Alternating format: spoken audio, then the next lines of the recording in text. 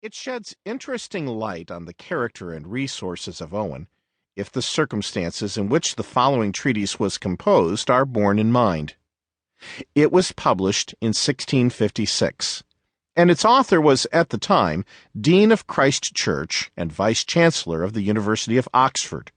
restoring it, by a course of mingled kindliness and decision, from the ruinous condition into which it had lapsed during the civil wars, and raising it to such prosperity as to extort the praises of Clarendon. He was preaching, each alternate Sabbath, those sermons which lingered in the memory and strengthened the piety of Philip Henry. He was frequently summoned to London on momentous consultations respecting public affairs, and to preach before the Parliament. As if this amount of toil were not sufficient to occupy him, toil so great that, in his noble address on resigning the vice-chancellorship of the university, he describes himself as having been Scipius Morti Proximus.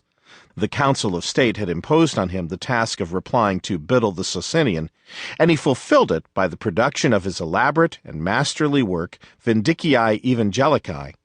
a bulwark of the faith so solid in its foundation and so massy in its proportions that the entire phalanx of Socinian authorship has shrunk from the attempt to assail it. In the next year, and but a few months after this great work had appeared, as if his secular labors in the management of the university, his own heavy share in the burden of public affairs, and the rough duties of controversy could not arrest the progress of grace in his own soul, or deaden his zeal for the promotion of vital godliness around him, he gave to the world this treatise, On the Mortification of Sin in Believers. We learn from the preface that it embodies what he had preached with such acceptance that sundry persons, in whose hearts are the ways of God, pressed him to publish it. He had a desire also to correct certain dangerous mistakes into which some preachers or writers of that day had fallen,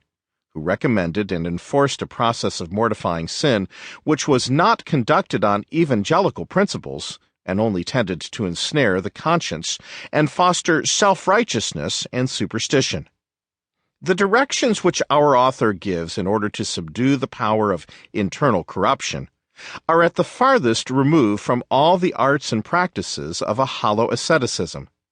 There is no trace in this work of the morbid and dreamy tone of kindred treatises, which have emerged from a life of cloistered seclusion. Our author's knowledge of human nature in its real elements, and as it appears in the wide arena of life, is only surpassed by his acquaintance with the truths of the Word and their bearing on the experience and workings of every heart. The reader is made to feel, above all things, that the only cross on which he can nail his every lust to its utter destruction is not the devices of a self-inflicted maceration, but the tree on which Christ hung, made a curse for us.